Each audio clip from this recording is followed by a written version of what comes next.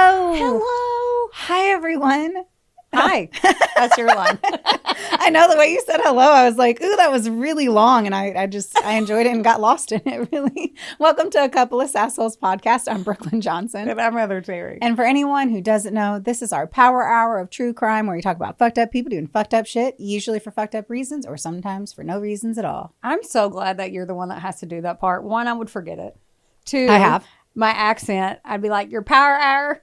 Like, Yes. every time you say it, I'm like, she enunciates, and I'm like, your power hour of true crime, and what do I say? That's how I would do it. I have forgotten it a plethora of times. Yeah. Which I just said it that one time. And then it was like, I guess. We were like, we like that. I was like, I don't know what I said, but I guess we're going to try to keep doing it. That's the heat. She's bringing the heat. Yes, I am. So I'm coming fresh from a work meeting. And as soon as I walked into said professional meeting, that professional work meeting, they go, you look like a pool liner.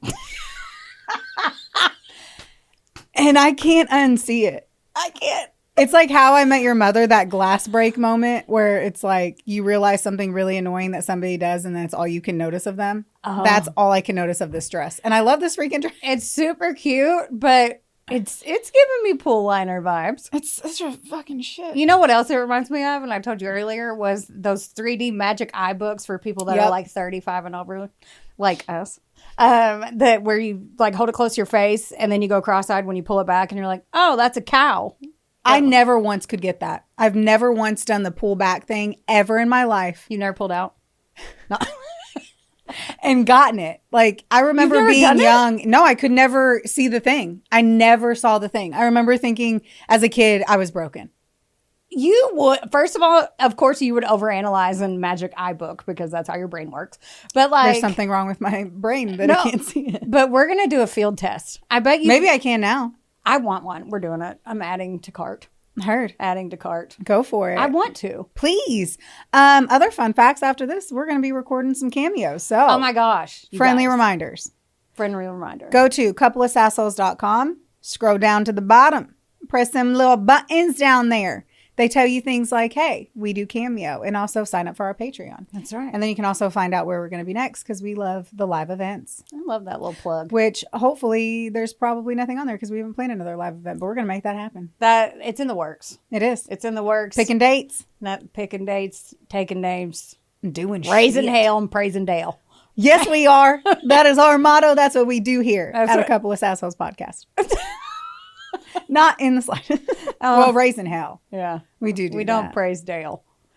I mean, I kind of do. You praise Dale Earnhardt. I was raised on Dale Earnhardt. My dad was a huge fan. Everything in his garage was Dale Earnhardt, and we watched every one of his races. So I can't even lie. I do praise a little Dale. Oh my God. Another left turn. Yeah. NASCAR's hey, if you like NASCAR, to each their own. Do your thing. I just love my dad, and I don't care about any part leading up to the last 5 laps. Right. And then it's really riveting. It's like the Kentucky Derby, which the Kentucky Derby is this Saturday here in Kentucky. We pre-record these days. And I don't pay attention to any of the races until the very last one. And I don't know anything about horses, but I pick number 8 every time. And then this year there's a horse named Sandman. And Will's favorite band is Metallica. So we're betting on Sandman. Fun facts. Travis is right. That's my hubs. He's currently at Thurby right now, getting his bet on. Oh yeah, yeah. He's at Thurby. He's been tell him to bet for me. Shit. I'm gonna Venmo him. He goes, I'm negative $10, and he was like, "Wait, I just won." And I was like, "Do we have enough for a small farm?" And he's like, "We have $10.85." And I was like, "We're crushing it. We are that much closer to my little farm." Baby steps. That's what it's all about. Baby steps. That's how you're gonna hit it big. Yeah. Speaking of getting money, I thought you were gonna say hitting it big. No. Speaking of money schemes. Oh, I'm about to hit you with one.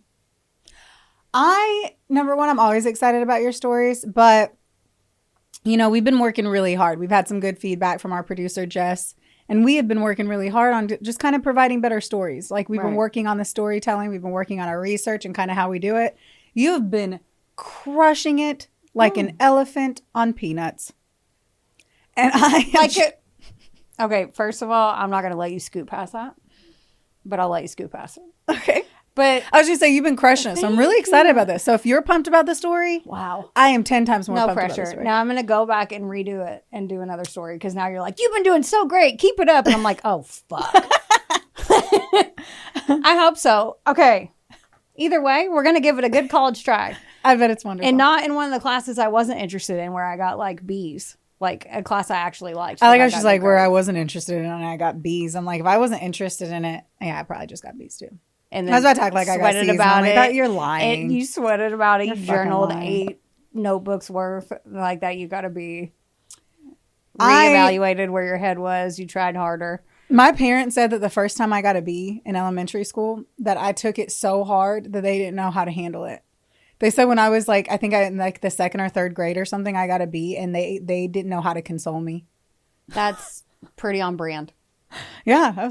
My first B was in handwriting. Mine was my first F, and my only F in my entire life was in handwriting. How do you get an F in handwriting? You write with your feet? I had OCD really bad at the time. And so I couldn't write anything unless it was on a perfect sheet of paper, and it had to be absolutely perfect. Oh. And so I would keep erasing it until I ripped through the paper. Like I had such my obsession. Well, I feel like an asshole for bringing it up. You should. I just got a B because I wrote too fast because I wanted to be done and go play. No, mine was like, it has to be perfect. It has to be so perfect. Why isn't the B as perfect as it's supposed to be? Just keep erasing. You're going to get it right, which means I never turn my homework. Jesus. Yeah. Mine was just like, hey, I want to go play on the slides and flirt with boys. So I'm done. It's amazing that in that time frame, as I like look back at it, obviously I probably needed, like it was the 80s, 90s, right?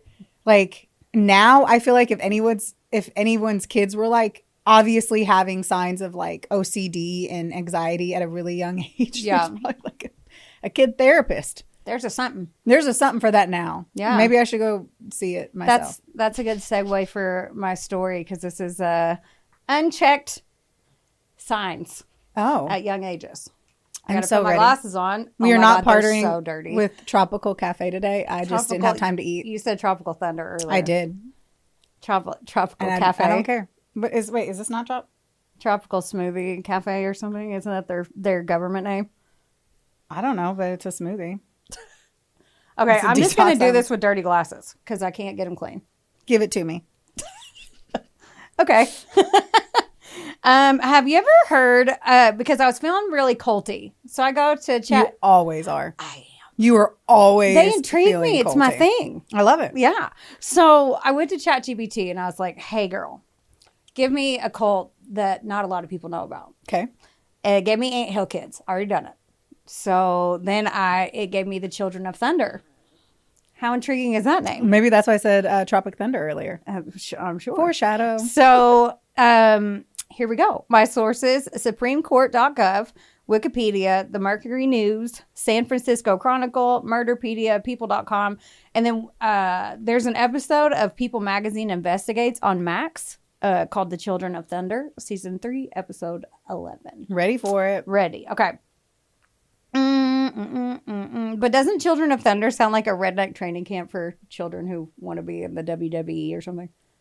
I Children disagree. of Thunder. I did not until you did that. I was like, no, I don't see it. And then you did that, and I was like, now I see it. Right. I read it like that every time. Yeah. Like, here comes the Children of Thunder against I don't even know how I'm... I don't know. I don't know. Okay. Glen Taylor Helzer was born on July 26, 1970 in Lansing, Michigan. Fun fact. I've been there several times. My grandma lives close to there. Anyway, Cute. Glenn went by Taylor, so don't get confused. It's the only time I'm going to call him Glenn. Okay. If you look him up, it's Glen Taylor Helzer. I go by Taylor. His parents, Jerry and Karma Helzer, were strict and devout LDS church members. First of all, love the name. Anyway, LDS stands for the Church of Jesus Christ of the Latter-day Saints, or informally known as Mormons. I'm only familiar with that from Sister Wives. Like, the only time I've ever heard the LDS Church so much is from Sister Wives. Anyway, this religion is commonly known for that, polygamy, but they also have a strong emphasis on their pillars for life after death, families, eternal marriage. So, like, if you're married in life, you're going to be married forever, forever, ever. So, can you get divorced or no? They frown upon it heavily. Okay. Yes. You kill them instead, right? No, I'm sorry for any... From what I've experienced, if you can't get divorced in your religion, the next best thing to do is to kill them. Sometimes they use that as an avenue, sadly. Yes. Yeah. And they also believe that God speaks to them directly through prophets that he chooses. Okay. They moved around a lot, and they ended up in Burlingame, California, and when he was 11, and then they had some money troubles, so Karma's super religious parents took them in, and they went to live with their grandma and grandpa. Okay. Grandpa, Karma's dad, I don't know his name, said Jesus came to visit him in the flesh. And we talked on the lawn for hours. Not a voice in my head, I saw his face on a piece of burnt toast. He came to his yard. Heard. Yeah. Man, it's so hard for me not to chuckle. There's gonna be so many. I also know it's actually because I'm not a religious being, right. and I love and support everyone's journeys on everything, but because I'm more of a spiritual person than a followed religion, I'm always blown away whenever, because I can't portray, I couldn't fathom experiencing a relationship with God in the way that I believed that he'd come to my yard, and we drank a Busch Light and hung out. Right. So when he's telling them this, because they were super strict, and Taylor's like, "Oh, that's awesome!" He's mesmerized by that. Taylor dives in headfirst to that. He's very charismatic from a young age, and he was actually named a priest in 1986 at age 16, and got a patriarchal blessing saying God would speak through him. My face reacted really heavily to that. Yeah, because I was I forget we're on camera still, and I was like, "What?" Okay. Soon after this, he told his mom, he's like, "Could he drive a car?" And he's already a prophet? Yeah, I don't know. Soon after this, he was like, "Hey, Mom, I'm hearing voices," and his mom's like, "Oh, that's God. That's not a mental health issue. That's God. That's God talking to you through your head." And he's like, "Cool." So since he apparently was the golden child, he dropped out of high school at age 16, and she was like, "Yes, you need to do your thing." He got his independent study. I'm so sorry. Year? When was this? Around, is this 90s, 80s, 2000s? Sorry. I'm trying to understand a 16-year-old being able to not go to school. 1970, so that was 86. Okay. Thank you. I did math on camera and succeeded. And you did it well and fast. Okay. And hard. Okay, so he dropped out of high school, got his independent study diploma at home, because why would the golden child be stuck to public school? Taylor joined the National Guard at age 17 in order to prepare and get training for the apocalypse. Training? I wish somebody would give me training right now for the fucking apocalypse. In Utah, he went to Utah, and in Utah, he preached to the sinners, and this was his first taste of influencing others. In 1989, he went on an LDS mission trip to Brazil, which a lot of the men did, because women in that religion are kind of second. That's not me judging. That's literally how it is. Yeah. So men are above women. And so they sent him to Brazil. They'd never been to Brazil before. They trusted him. They were like, "You're the chosen priest, whatever the fuck. So you go do that." He gained a really big following and started preaching about the end of times, which that was not approved. He went off script. This dude's at this time, he's 18, 19. So I wish he goes rogue. I'm just blown away though. First, that there's an 18-year-old prophet preaching this end of times, and that he's gaining a following. I'm it's hard enough for me to get a social media following. And okay, there's going to be a lot of what the fuck perfect in this. Can't wait. Those are my favorite. Okay, he's telling all, and the church is like, "That's not what we told you to say." So, but he's like, "I'm doing it anyway." He was like, "Hey, the apocalypse is coming. It's coming way sooner than we think it's going to." He's like, "Technology is going to be useless," and he preached and encouraged the fortress mentality. We have to protect ourselves and God's mission at all costs. You're not going to need your phone. Yeah. Okay. The mission president, he finally goes up to the mission president, down in Brazil, and he's like, "Dude, listen, this is what's happening. Why aren't you telling anyone?" And they're like, "No, calm down." And so he rejected the LDS authority altogether. And he's like, "Well, I don't respect you. I know more than you. You obviously don't know how to run the church, and you're lying to everybody, telling them that the end of times is coming sooner, and you're not telling anyone." So he basically rejects their authority. Even though they're the one that basically paid for him to go to training camp? Yes. Yes. For the material that they created? Mm-hmm. Okay. So he left Brazil at age 21. His mom, he comes home, he's like, Mom. And his mom's like, you are a different human now. You're more godlike. I trust you. She ingrained in he had 2 siblings, and she was like, you guys got to listen to him too. Whatever he says goes. So he automatically had superiority complex and narcissistic tendencies because his whole life people have been telling him, you're a prophet. Which is so strange. Right. And his brother and sister were like, oh, okay. Like, yeah, we do what you say. Did you see any images of them? Like photos of them? them? Yeah, you want to see? Sure. What about his, like, okay, so just question, out of the siblings, was he the most attractive? Yeah. Like, did he, like, stand out from his siblings? He's on the left. That's when he was older, though. And his brother Justin's on the right. Okay. So they were attractive. They were attractive. Okay, so Karma, his mom, she's like, okay, I really need you to go to this impact training. This is meant to find your purpose, but it actually taught him how to control people. Empath training? Impact training. Sorry, one second. Impact. Okay. Yeah. Sorry, I didn't know if you were saying empath training. Oh, and yeah. I was like, okay, that would make sense. I did the apocalypse. Now we're going to be able to, like, feel people's feelings. Oh, no, he doesn't care about people's feelings. Impact. Got it. Yeah. So these seminars actually teach brainwashing techniques. And one of their pillars is there's not a right and wrong. There's only results for God. So, like, you can do whatever you want as long. And then he grabbed onto that and was like, that's what I believe. Okay. Okay. He goes to that, comes back, whatever. He starts dating a girl named Anne, which she was not a Mormon. I was like, what? I got scared. I whipped my hair and you were like, oh, I was like, ah. She was not a Mormon, which that is frowned upon. They got married in 1993 and he converted her because very persuasive. Since he didn't grow up with TV in the house, he got super into Skinamax and sexy time TV at nighttime. Like, he didn't have a TV and then all of a sudden, you remember back in the day when all of a sudden it'd be like, oh, there's titties. Yes. And you're like, okay, real quick. For anyone who was born like after 1987, because I'm 1987 and I can only speak to when I came out of my mother's womb. There used to be on the TV, literally once you hit like 2 a.m. or something, it was just fucking porn. Yeah. It was just ass and titties, and big titties. Booty bitches. Yes. Yeah. And it was just on your TV. So you're just like on Nickelodeon, you're a kid, and you're like MTV, and you're like scooting boogie. And I was never doing that because I wasn't up at 2 a.m. My parents had rules. But all of a sudden it's like, oh. You don't have to pay for it. Yeah. So he was like, what is this? It's like, I ain't even got to steal cable. Yeah. So he gets real into it and gets a porn addiction. Perfect. And he would stay up for hours and hours and hours all night watching this shit on TV. I'm apologizing for anyone that's watching our video today. I have a back pain, and so I'm going to fidget, and it's all I can do. So my apologies to anyone who's actually watching our video today.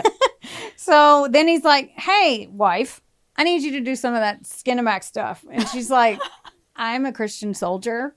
I'm not doing any of that crazy shit that you want me to do. She was like, because she was she was raised very conservatively. So, like, the shit he was wanting to get into, she's like, Do we know any of the shit he was wanting to get? No, I didn't know if you had heard. I was like, would you see any research? No. He started running around and staying out late, like ignoring, they had like kids. He was ignoring the kids. Like just being a little shit. So Anne's uncle's like, hey, you guys are struggling. This will help. She got him a job at he got him a job at Morgan Stanley Dean Witter, which was a financial advising firm. He had no training. He didn't even have a college degree. He had that independent study diploma, but that's it. And so he came in as a trainee, but he used his charm and his skills of manipulation to be a financial advisor. And he rose up the ranks pretty quick. Like, wow. Yeah. Like out of nowhere. Cause it was like a big firm. Like he had like over 150 clients and stuff. After a few years, like things seem normal. A few years later, Taylor's like, I'm bored. He gets bored. He's still thinking about all this shit, but he's trying to be... Is he in his 20s now? Yeah. Later 20s? Mm-hmm. Yeah, he's still in his 20s. He started drinking, which was a no-no. He started smoking. They're not allowed to drink even like caffeine or anything. Some of them are more strict than others, but yeah. So he started drinking alcohol, smoking cigs, and he was spiraling. Like, he agreed to go to... And his wife's like, you need help. He's like, fine, I'll go to rehab. But obviously that didn't help because he's thinks he's better than everybody. Yeah, I was like, he did 5 sessions of rehab, and he was like whining to the therapist from everything I read. He was like, my wife doesn't want to fuck me. She's a prude. She bait and switched me. Wah, wah, wah. Like she said, yeah, she's acted like she was kinkier and she's not, and all this shit. But he also left out the part that 2 weeks before this, she had just given birth to their kid. So obviously he's wanting like butt play whenever she like still can't even sit down on the toilet without crying. Right. Motherfucker. And then the therapist is like, can you chill? Like Wait, just wait. I need you to hold this because I got it so rowdy. Just wait, you're about to get even more rowdy. Ugh. So he said, also, I want to fuck other women. That'll help I have a plan. Listen. I need you to hold all applause till the end. So he said, quote, if I advertise in Brazil, collective pool of 80 to 100 women, then knock it down to 35 women, then I get to fuck a new woman every day. Then he would have them, and he's being serious, like it's just me telling you, like with conviction. Then he says, well, they'll just sign a 2-year contract for daily boning. That's not a quote, because I don't think he knows that word. But, so, the therapist is like, what the heck? And he was diagnosed with narcissistic personality features, but not the disorder. And Taylor's like, no. And then he said, fuck you, and left. So, yes.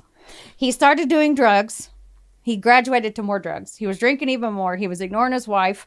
And his lapdog little brother, Justin, the one that was trained to look up to him. He's younger. And he came over to help with Ann and the kid because he's like, my brother sucks, but he's a prophet, so I'll come help. By 1996, Taylor moved out and he moved in with his brother. He decided to create a scheme to not work as a financial advisor anymore because, he had to save the world. And he was like, I'm going to get fraudulent disability checks. Oh, yeah.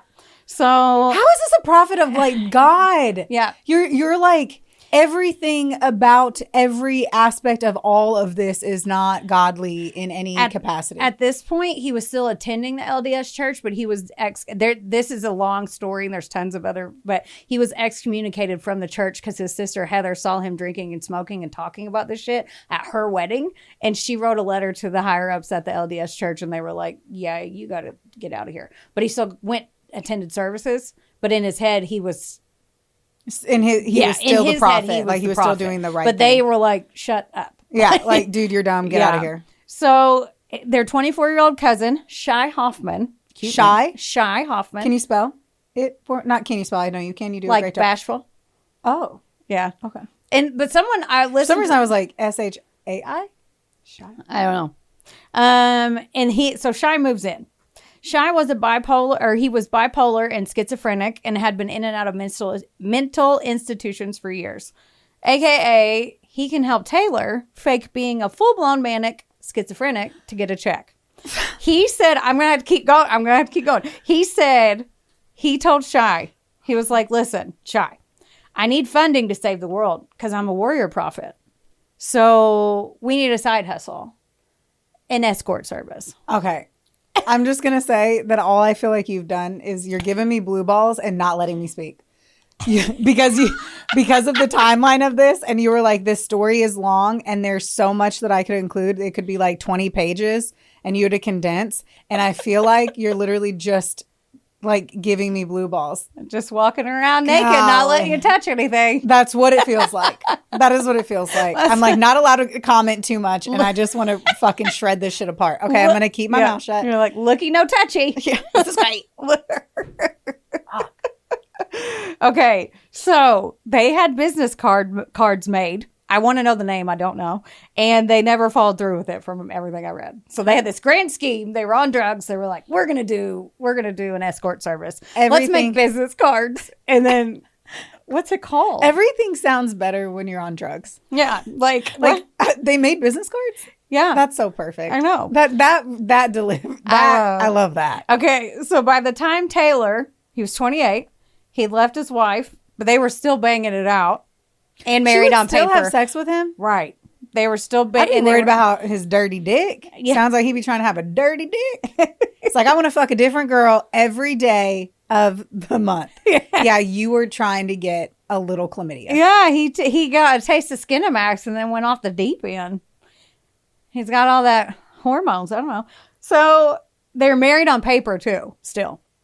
He knocked her up, but they ended up officially divorcing shortly after because after 2 kids, he was like, I can't do this. Like, so, yeah. Then break up before you go. Yeah. So another thing about the LDS church, like I mentioned, is you're not supposed to get divorced, and they frown upon it.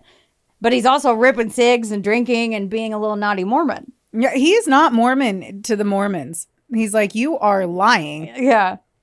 You are not. I just don't feel like he can even be called it because he's just not being it. Yeah. Oh, that's like me being like, I'm a Christian prophet and all I do is beat children. Yeah. Okay, bullshit. You're not a Christian prophet then. You're just saying it. Right. Okay, I skipped ahead because since I was naughty and did my research last night and this morning. His sister did after this and he got divorced. Then she told on him. Like, she told after she had already like written a letter, but then she literally went to him and he got excommunicated and he didn't care because the divorce pushed her over the edge. He got a girlfriend, 22-year-old Carrie Furman, and focused on growing his own little following. And this is where the culty shit really kicks in. She was a waitress in a diner and she blew off his charm when he was hitting on her. So when he leaves, he leaves a note on the check, right? He leaves his credit card and he says, buy yourself something nice. He left his fucking credit card there and left. And she was intrigued. Are you fucking kidding me? No, it worked. It worked. I mean, he had the ability to find vulnerabilities in people. And he saw, like, he could. It would have worked for me too. Like, I was like, I would have bought something and never talked to him again and been like, your credit card's there. It depends if I thought he was hot. You know, yeah. You said you thought he was cute. I personally, I just need the record to reflect I did not find him attractive. Because my face was like, no. Well, I've seen 400 pictures of him. Oh, you're right. And I'm getting like. You got the one. It's not like I started dating somebody new and I was like, let me find a good photo. Right.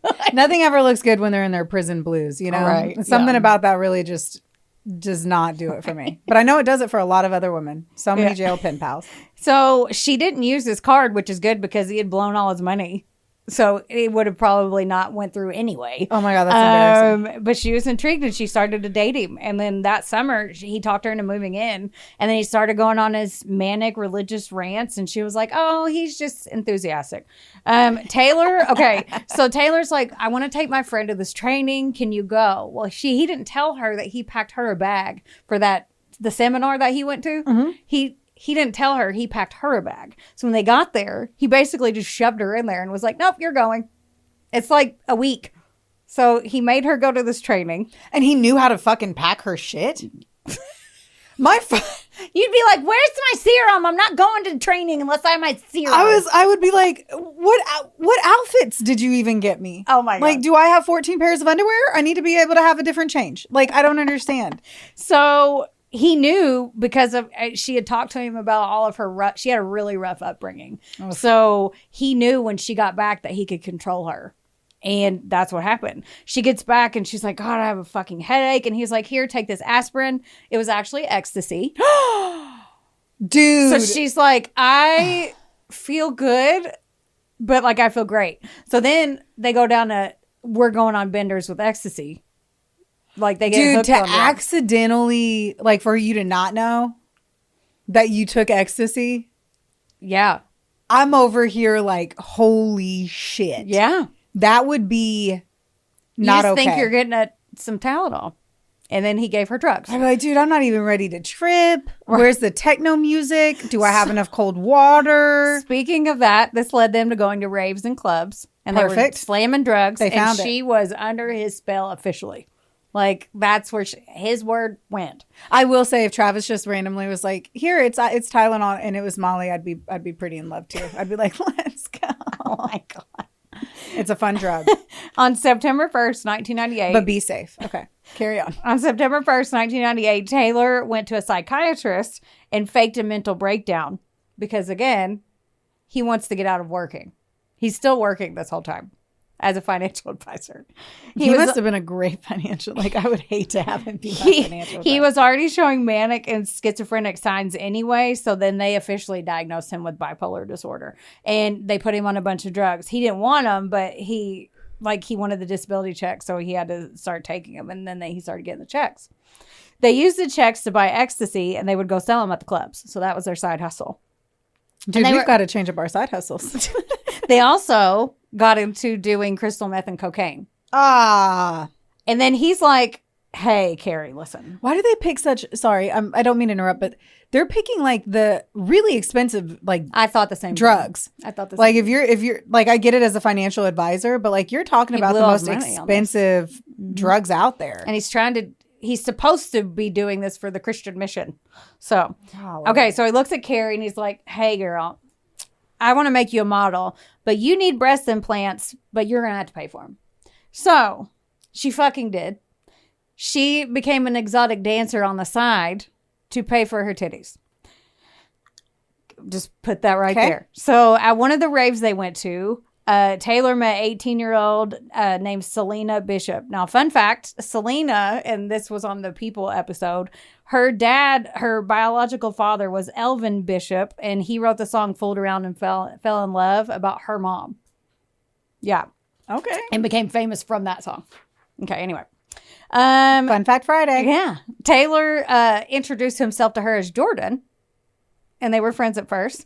Then Jordan, a.k.a. Taylor, started sneaking around with her, and then they started banging. So it was first like, hey, we're friends.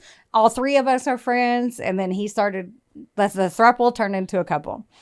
But him and Selena broke up because she was like, he started going on his rants about the apocalypse. And she's like, no, you're too manic. He would stay up all night talking to her because he's on drugs too. So like, she would be like, I just want to fucking sleep. Can you shut up about being a warrior prophet, please? So then she finally was like, no. I would be like, can you just go? Yeah. Yeah. And she was like, I did do that. I told him this is not working. I did do that. In the spring of 1999, his doctor was like, okay, cool. You're ready to go back to work. And he was mad. I bet. He didn't want to work. He made Carrie call the doctor and say like, hey, he's off his meds and he's losing it. And like, she said he's losing it because his medicine that you gave him are having a weird effect with his genital warts medicine. Yep. So he goes to the ER. He gets hospitalized.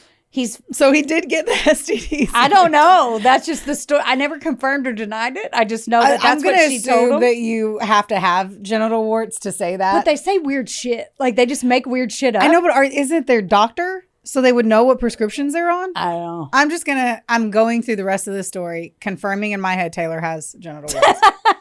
That's all I have to say. Okay. So he goes to the ER saying he's, freaking out or whatever, he faked all the symptoms. He gets hospitalized, and then he gets him to push back his go to work date another 6 months. And then, oh wow, okay. He's like on FMLA. Yeah, he went back to he got his disability checks because they were like, you can't go back to work. Oh my gosh. Yeah. So he went back and he was like, I need more people for my mission. In the summer of 1999, he went to a Mormon event, which was actually a murder mystery dinner that I read after the fact, after I printed this out. That's a treat. Yeah. And it was an all Mormon murder mystery dinner. I've never said that out loud. I probably never will again. And him and Justin went and they stood out. They had long hair. They weren't clean shaven. They wore black. Like the people at this event particularly were clean cut, shaved, like, you could tell. Like Mormon. And they already knew he was clean cut. He had already been excommunicated, so like they weren't shunning him, but they weren't like, hey buddy. So no one really talked to him at the thing, but they didn't care. They went anyway. He scoped out the room and then he saw a heavyset, thicker, shy gal named Dawn Godman. And I say that just because she didn't have a good life. She was just on the track to turn her life around.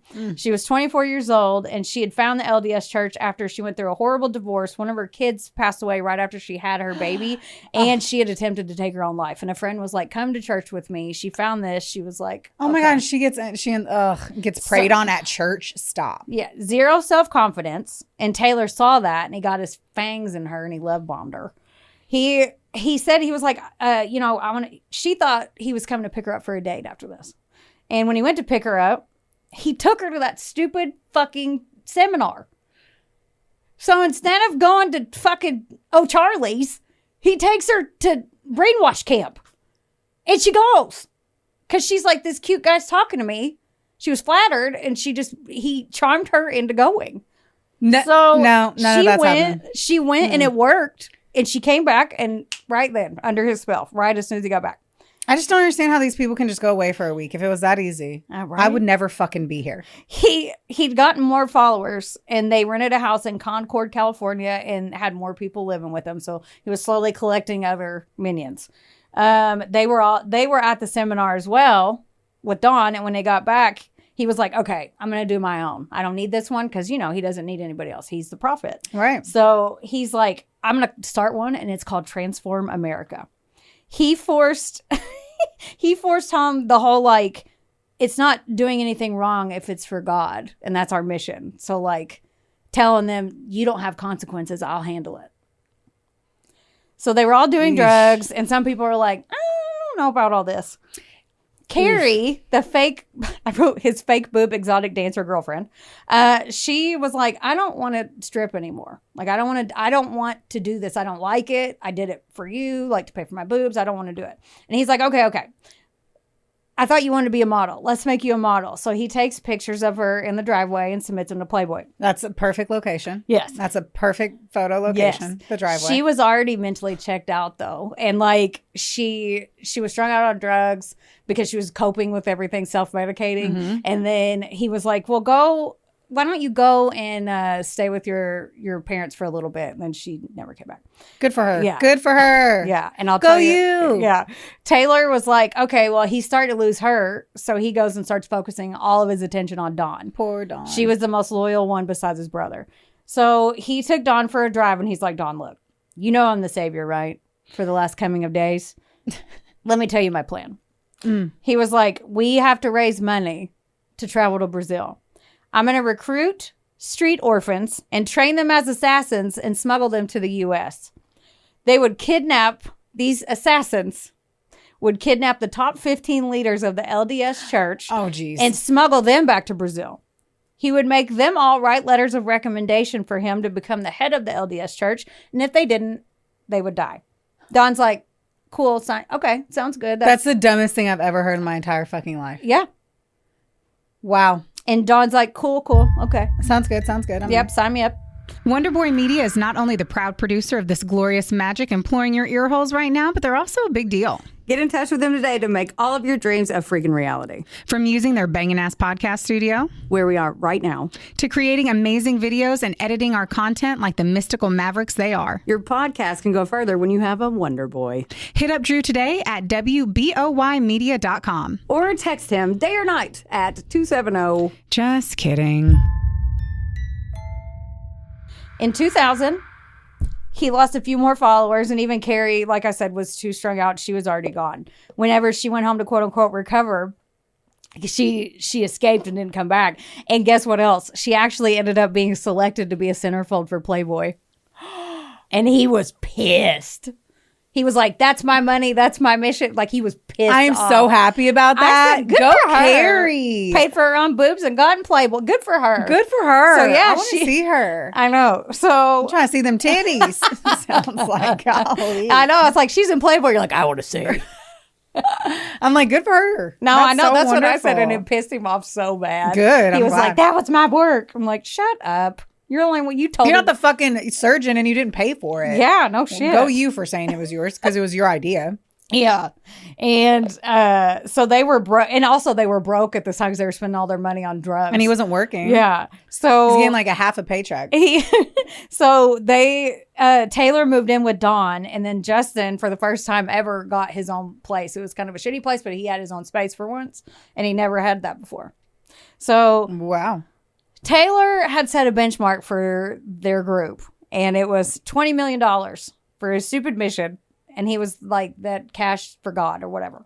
He's like, hey, Spirit, because by the way, Spirit is what he calls the voices in his head. So he's like, if I came to you and I was like, you have to do this, I'd be like, Spirit said you have to go smuggle Brazilian orphans. Like, that's okay. Just remember Heather, dude, I love you, and there's a lot of fires I'd walk through for you. That ain't one. That ain't one. I just want you to know that ain't on the docket. So he's like, hey, Spirit, how do I get this money? And Spirit's like, oh, you can murder and steal for me, extortion, whatever it takes. Just for your mission, do whatever it takes. Taylor, Justin, and Dawn started scheming, and then they all moved back in together. He named the group the Children of Thunder because there's a biblical story about two brothers who were nicknamed the Sons of Thunder. And they can't be sons because Dawn was their third wheel.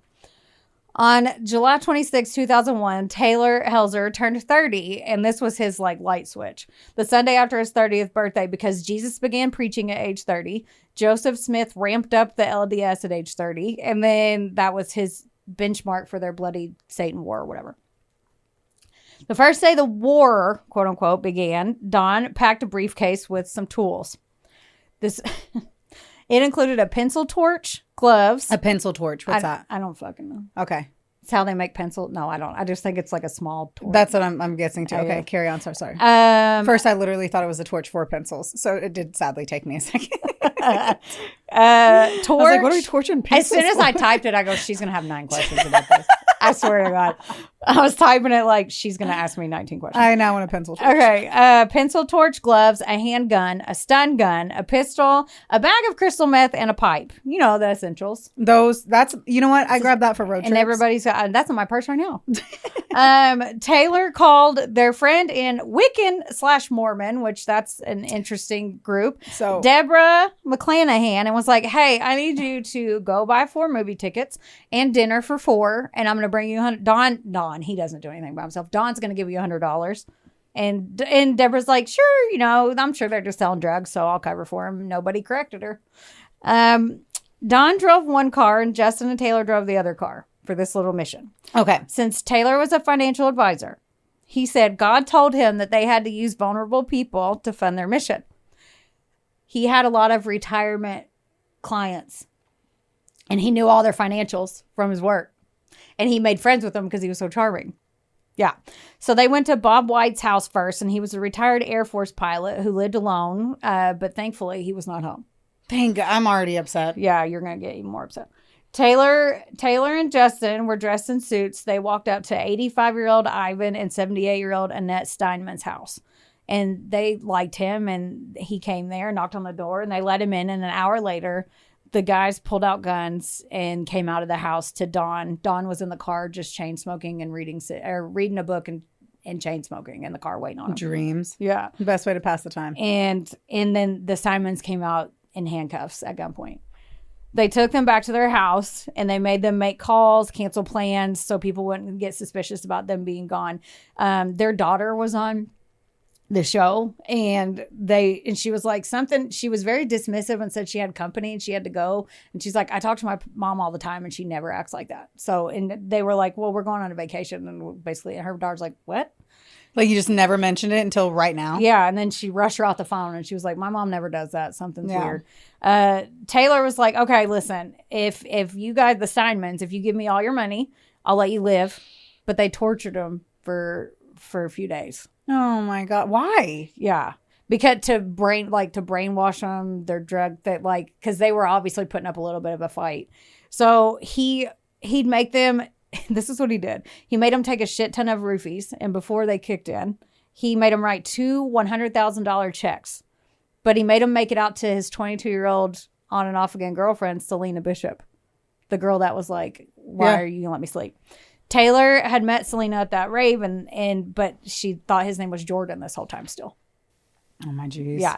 So, and she was young and naive, so they kind of stayed in and out of touch. And then when the Steinmans didn't die from a roofie overdose like he thought that they would. That's what I was wondering. I was like, what did he think was going to happen there? He thought, he was like, let me get them to write these checks and they're just going to pass away from roofie overdose. And they didn't. And Taylor got impatient.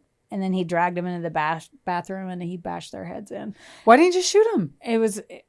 Why make it so brutal and disgusting and horrible? I left out a lot. If you had to do it, why not just shoot them? You had guns. Oh, they suffered bad. That's what I'm saying. Like, what the fuck's the point? Yeah. Fucking fuckwad. Yeah. And then it was awful, the shit that they did to them. And then What did they do to them? They tried to they bashed their heads in. They were still breathing and moaning. Like Mrs. Annette Steinman, she had her skull got cracked and she was still fighting. They tried to put plastic wrap on them and they were still breathing. Oh my gosh. Like, he literally couldn't do it. He slit her throat. Ugh. Yeah.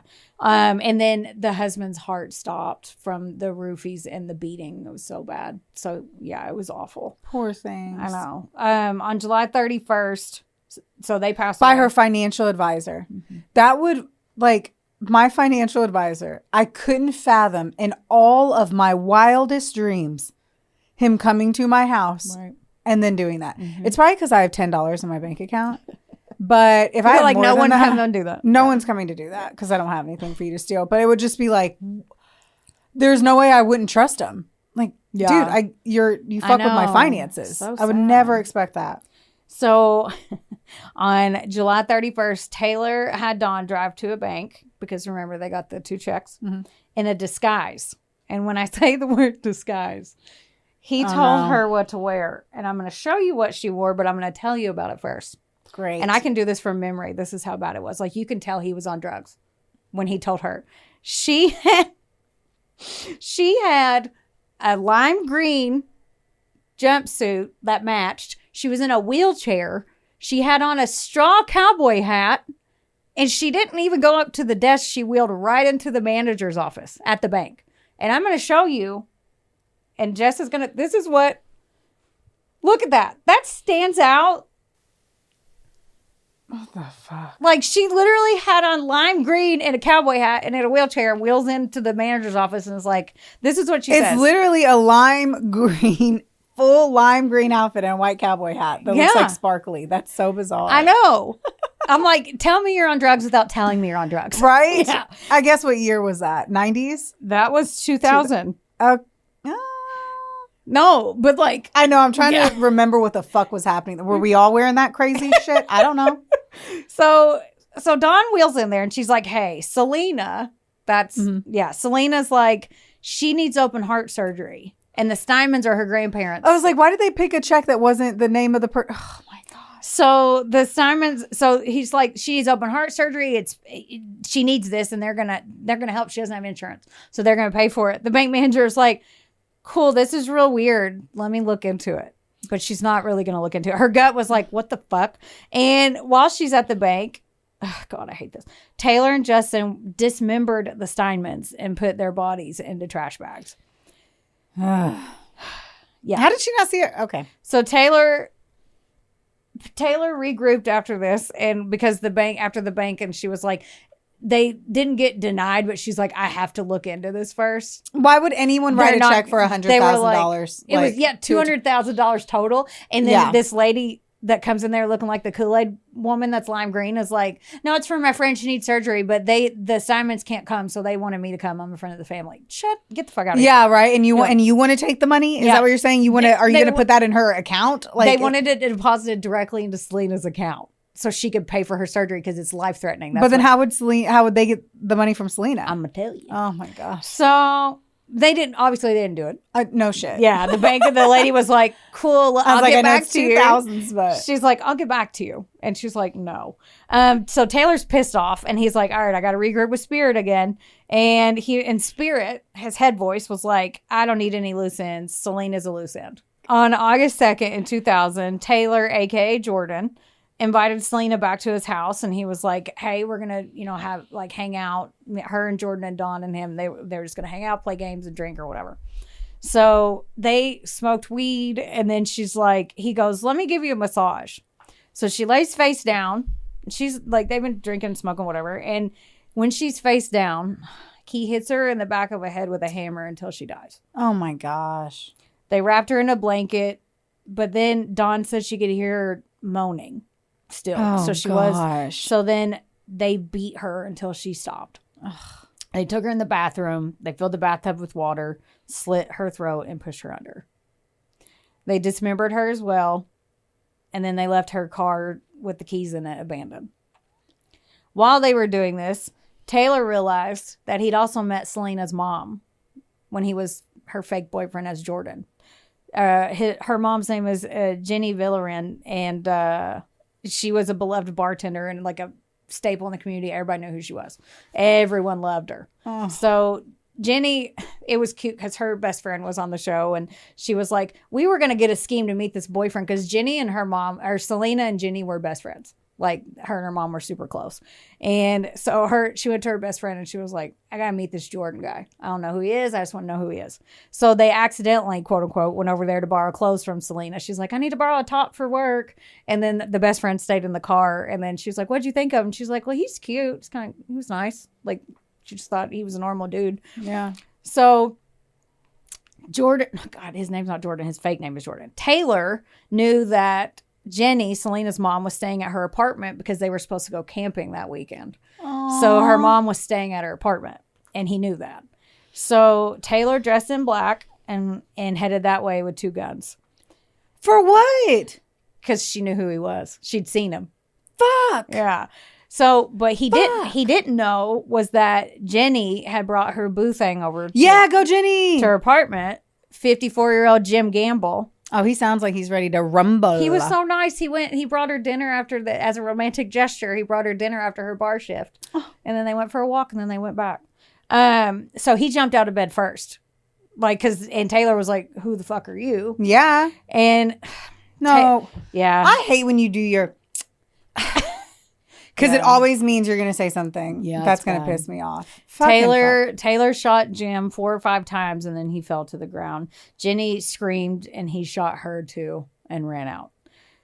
Then the Children of Thunder, these fucking assholes, went to breakfast and they had been up for like 4 days at this point on meth benders. Yeah. Dude. Yeah. So they went back to their house where they had the bodies and all that stuff. They removed the teeth of their victims, removed their heads, and put the rest of their bodies in trash bags and load everything up. They drove to a remote area in the Sacramento Delta, which is like where rivers come together. It's like a body of water or something. I love when you tell me stuff about nature. Oh. Like, I find it so hot. You're like, the Delta, it's where bodies of water. And I'm like, tell me about those bodies. Oh my God. Do they float again? I'm saying bad stuff. Well, and we're a true crime comedy podcast, so I was just giving you. I was giving you the comedic part. And we're let it go.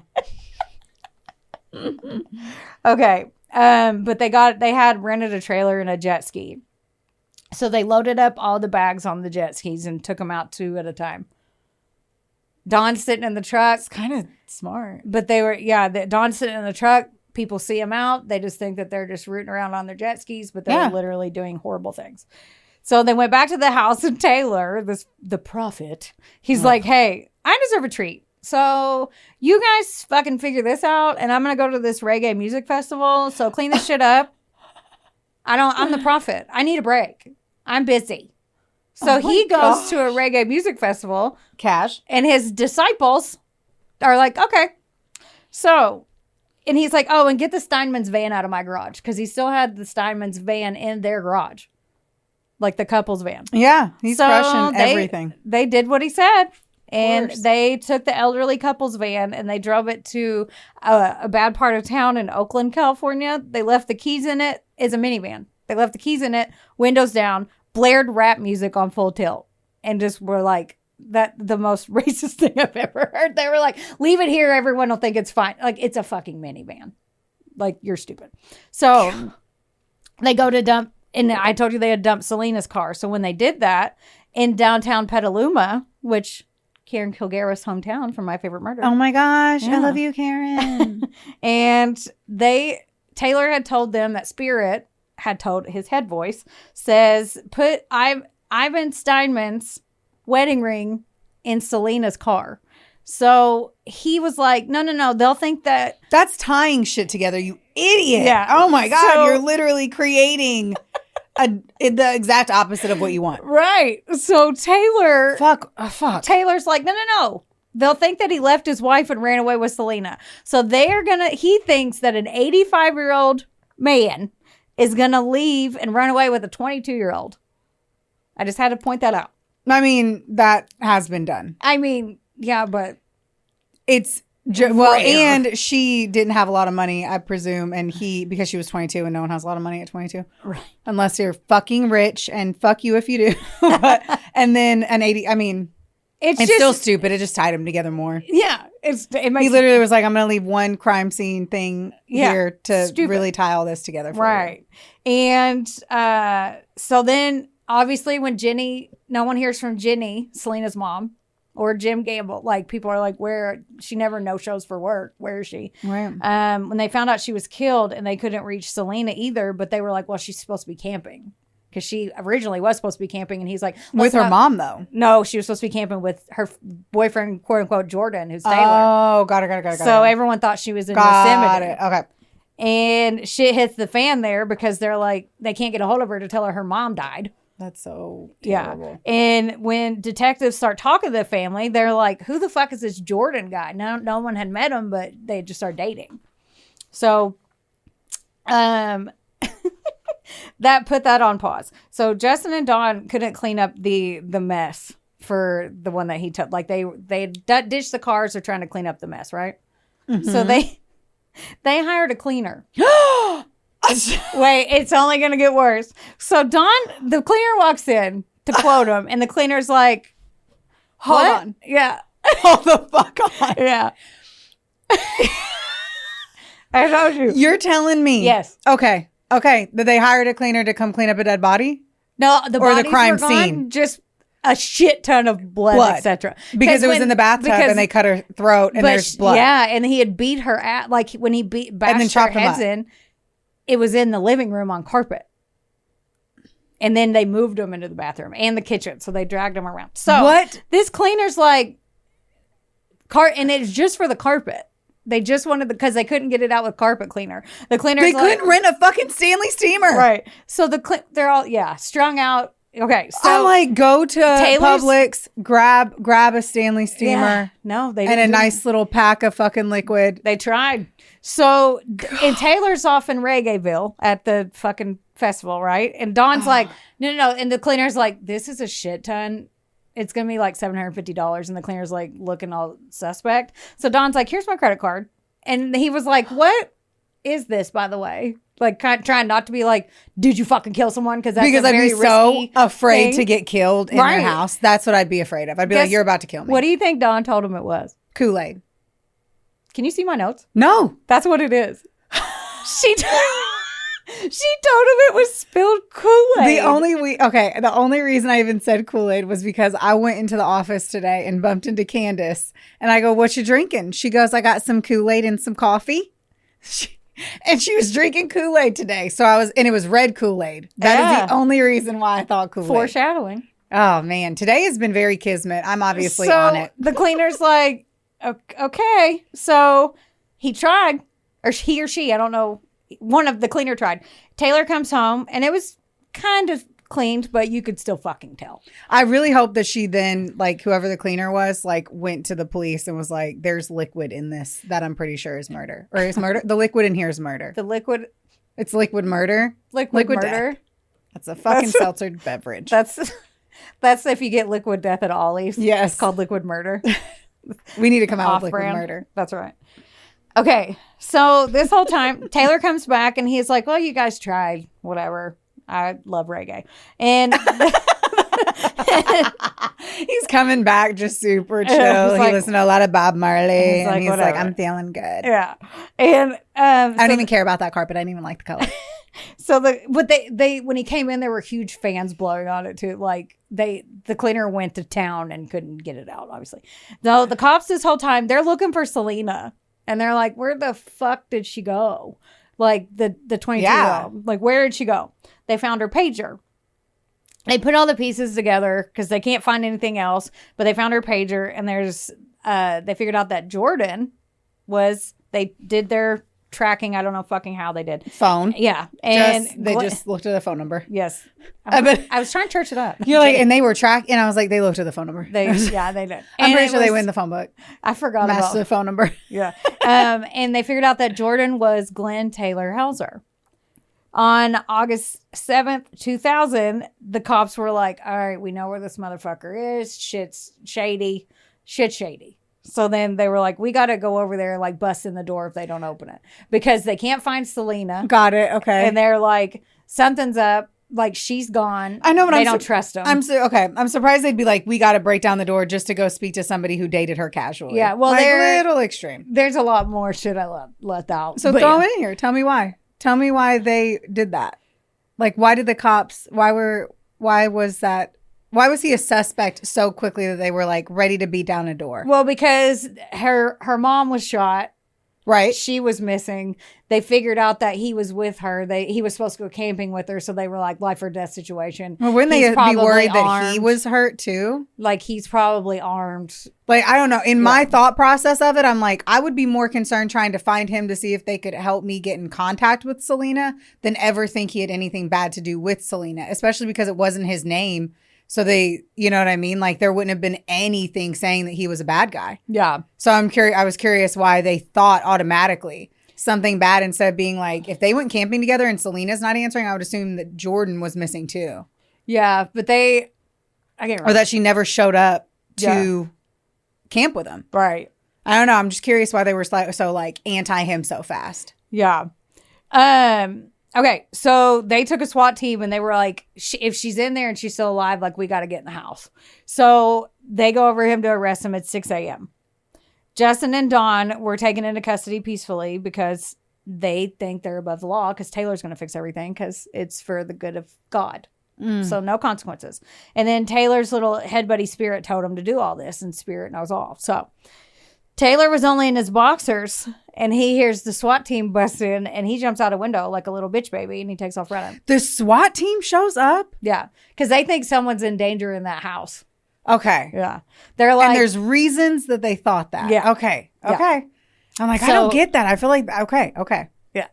So he takes off running. He starts jumping fences, and then he ends up at Mary Masaki's yard. And she has an adult son, and he's got a ton of friends she's like all their moms. So she sees this guy in boxers, and she's like, what the fuck? It's like 6 a.m. What are you doing? So when he comes to the door, she opens the door. Yeah. Thinks it's one of her son's friends. And then she lets him in, and he busts in the door. He grabs a kitchen knife, and he's like, you're going to give me your fucking car. She's like, my car's in the shop. It is. Oh my God. And he's like, no, it's not. She's like, look, the phone book's even open. I'm looking at like she had rental cars circled and written down. So luckily that was happening. Yeah. Because he was like, I need your fucking keys. And she's like, no, I don't have them. I don't have There's any keys. I would give you my fucking car for my life, dude. She is so smart. She talks him down somehow. She gives him clothes of her son's. He grabs scissors. He cuts his hair. Like manic, like, oh my God, they're going to recognize me. She's like, take these clothes. You can escape. She's like, I won't call the cops. Well, her son was home. So her son hears all this and calls the cops from the back bedroom. So good son. Yeah. I'm so happy this was a time before AirPods. Right. And he didn't run out and is like, what are you doing to my mom? Like, he heard it and was like, I need to call the cops right now. So he did. He runs out the front door. And when he runs out there, he literally ran over there, ran around, jumped over a fence, and almost landed on 2 cops when he did that. So, like, they were in the neighborhood. And they had already come that way because they knew that he was there. The son had called, so they were already en route to her house. So when he jumped a fence, he almost hit 2 cops. Oh. And the cops searched his house, and they found the handcuffs, the ecstasy, and a lot of the Steinman stuff. So Don and his brother Justin didn't get rid of all the things they were supposed to in their drug frenzy of, we thought we did a good job.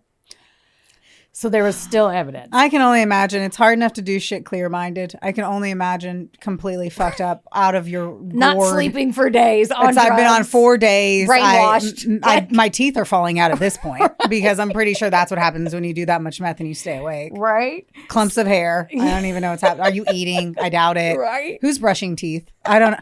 I'm just curious about hygiene. Have we washed anything or no? Because there was dead body in the bathtub a little while ago. I don't know. Yeah. I bet it smells. Oh. I smell things. I'm feeling the scent of what's going on in that place. One thing I left out was that at one point Dawn left and went and stayed at that Deborah lady's house. So I'll tell you about that in a second. Okay, so the story hits the news. They're like, we arrested this guy. Shit's happening. Like, shit's coming together. Everybody's freaking out. Plus, not to mention that Selena was missing and that her dad was famous. So her biological dad wrote that song. Right. So that's her baby daddy. So it hit the news even harder. Because in 2000, it wasn't, that's before Facebook. So it's not going to get posted and shared all over the place. Right. So guess who saw this on the news? The bank manager who Dawn wheeled in with her lime green outfit trying to get to cash a check. I wonder, where did that wheelchair come from? I don't know. I'm hoping they were just in the front of the lobby. Yeah. And they didn't just steal someone's wheelchair. I randomly looked at that wheelchair and was like, Those aren't always that easy to come by. Right. They're a little expensive. So shortly after that, the bank lady calls the cops and she's like, let me tell you this. So she's over here. Shortly after that, same day, a man was fishing, found a duffel bag. Ah, fuck. He was like, what is this? Takes it up there, calls the cops, doesn't even open it. They open it. There's male and female body parts mixed together in there. Question. Yes. If you found a duffel bag in an area that is obviously something crazy is in this duffel bag, are you opening it? Yes. I'm not. Bombs. I don't believe explosives are too easy. I want to say I would open it. I would. I shouldn't, but I would. It would kill me. I'm too nosy not to. I know, but you'd be there. Like the cops are going to be there, and you're going to find. You're like, here it is, and you're going to stand right next to a cop and open it. Only if you're waiting there with me, saying, "Do not touch that. Do not touch that." Actually, I say I wouldn't. I'd touch around and see if it felt like a bomb. You would touch around. You're going to know if it's Touch like around this. and find out. For anyone who doesn't know, I'd touch around and find out. It looks like you're making sourdough. Fuck. Okay. So they all the pieces are finally fit together with the different precincts because these are in different locations close to each other, but far enough away to where they may not cross paths because why the fuck would they? None of these people are connected besides them. Yeah. So they finally get the Children of Thunder. Heard. All three were charged and Karma's like, let me help my babies out. Doesn't have enough money to do that. So they get public defenders.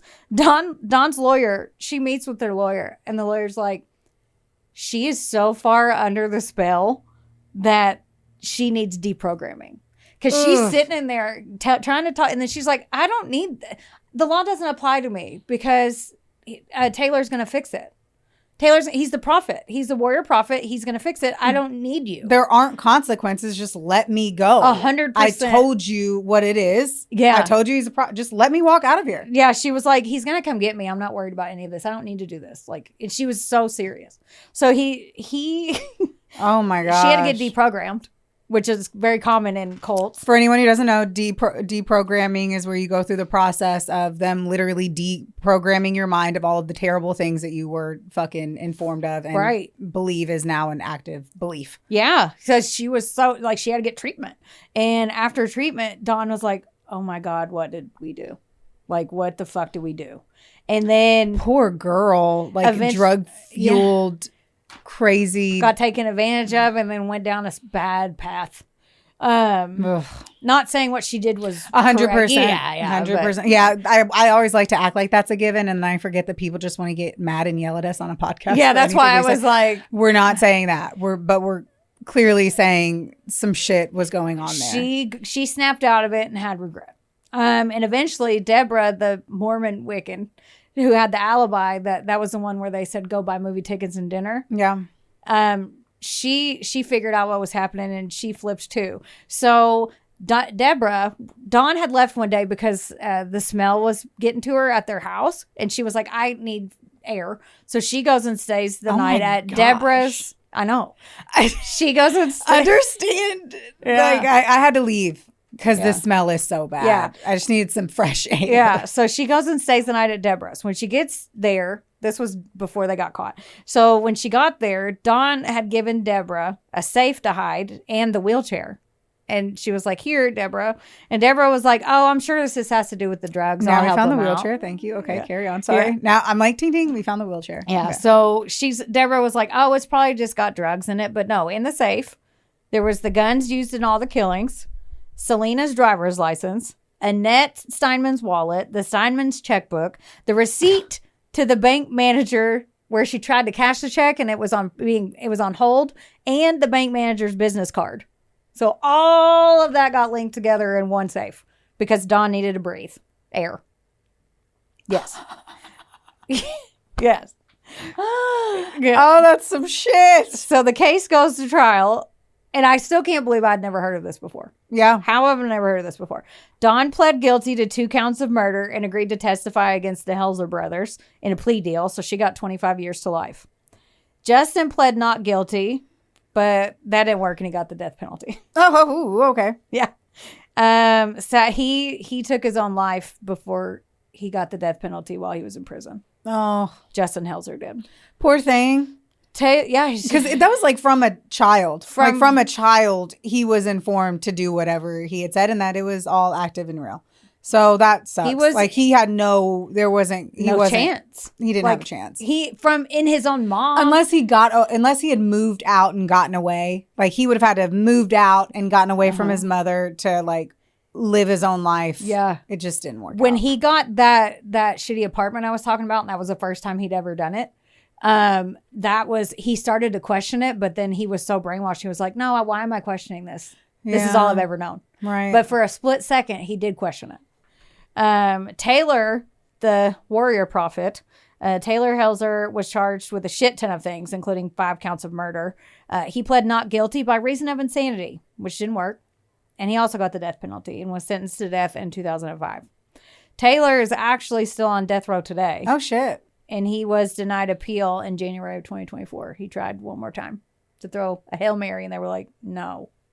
And that is the sad story of the Children of Thunder cult and their war on Satan. And I want to say one more time the victims because I had to jump around. So Ivan Steinman was 85. Annette Steinman was 78. Selena Bishop was 22. Jennifer Villarin was 45. And James Gamble was 54. Yeah. Thank you for that. Yeah. That was pretty fucking crazy.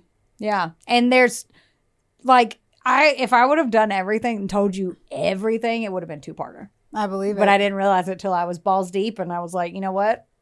We're just going to tickle them and run. And that's what it felt like. A tickle and a run. Thank y'all so much. Don't forget to like, rate, review, subscribe. It helps us out and it's free. It does. Follow us on Facebook. Follow us on Instagram. Find our personal accounts because we make it easy and we're just available for you. TikTok, YouTube. All that shit. OnlyFans. Just kidding. Motherfucker. We love you guys. Oh, don't get mad. Get sassy. Hey, bye. Love you. Bye. This episode was sponsored, edited, and produced by Wonderboy Media. Get the deets at WBOYmedia.com to see how you can make your podcast dreams a reality. Help us out and be sure to rate, review, and subscribe wherever you listen to our audio project. Don't forget, follow us on Facebook, Instagram, and TikTok at, of course, A Couple of Sassholes. Want more sass? Become a member of our Patreon for bonus content, merch, and more. Plus, we're on Cameo now, so there's even more ways to get the sass you need just how you like it. As always, don't get mad. Get sassy. Theodore, can I bet that